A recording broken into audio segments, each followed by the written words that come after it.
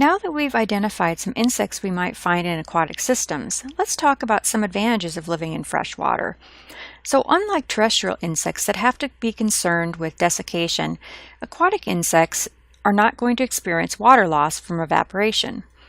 There's also less temperature fluctuation, which of course is a benefit to these cold-blooded animals. There's less light, so predators cannot see these insects, and they also avoid competition with their terrestrial counterparts. So now that we've talked about some of the advantages, what are some of the disadvantages?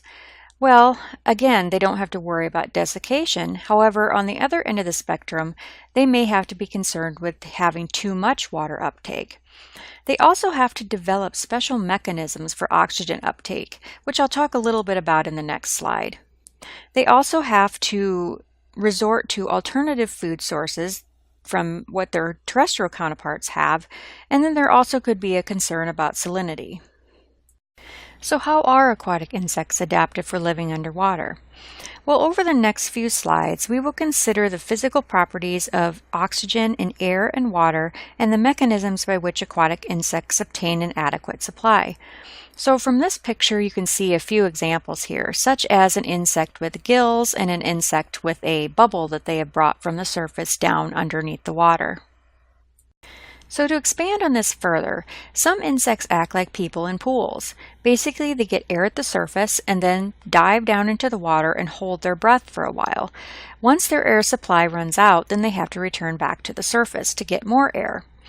Others will trap air in a small bubble and carry this bubble down with them underneath the water. Once the bubble's air runs out, then again they need to return to the surface and gather another bubble of air.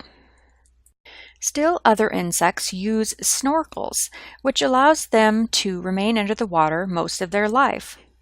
However, this does cause some problems because they must remain close to the water surface, which makes it easier for predators to find them. Some insects have become like fish, basically adapting to obtain dissolved oxygen from the water itself, and they do this through the presence of gills, which we'll define here as special flaps of very thin membranes that extend from their bodies. Some of the aquatic insect groups include Odonata, Ephemeroptera, Trichoptera, and Plecoptera.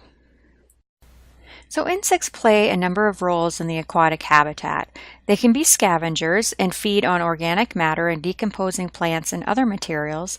They can be predators. They can be parasites. They can be food for other organisms because they are an important part of the food chain. Or they can be bioindicators. And basically these are species that are sensitive to the environment. And so their diversity and abundance may indicate the health of the aquatic system. So we've talked about insects in fresh water, but why are there not more insects in the sea? After all, 70% of the Earth's surface is covered by oceans, which is the largest habitat on the planet, and as we've learned, insects are the most abundant and diverse organisms on the planet.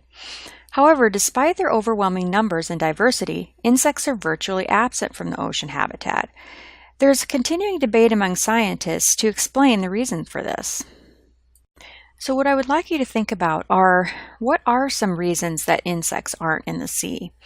And for this assignment, you're going to develop at least 3 explanations for why insects do not occur in the ocean, and you're going to share your 3 explanations with the rest of the class by posting it on our discussion board. After everyone has put their hypotheses onto the discussion board, then you're going to be reviewing the proposed hypotheses for why there are so few insects in the ocean.